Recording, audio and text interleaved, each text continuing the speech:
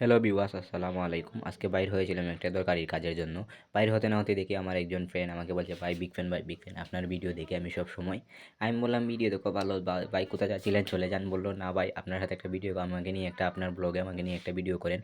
তাই তাই ভাবলাম ওনার রিকোয়েস্টে আমি একটা ভিডিও করে নিলাম। উনি আমার হাতে সাইকেলে চাবি দিলেন চালানোর জন্য। আমি বললাম, ভাই আমি তো অত ভালো পারি না, আমার হাতে চাবি দিয়েন না। তারপরে উনি দিয়ে দিল। তারপরে আমি একটু স্টার্ট দিলাম। স্টার্ট দিয়ে আবার স্টার্ট বন্ধ করে রেখে দিলাম। বললাম, ভাই তোমার চাবি তোমার হাতে, তুমি নিয়ে নাও, আমি আর পারবো না তোমার এটা চালিয়ে দেবেন।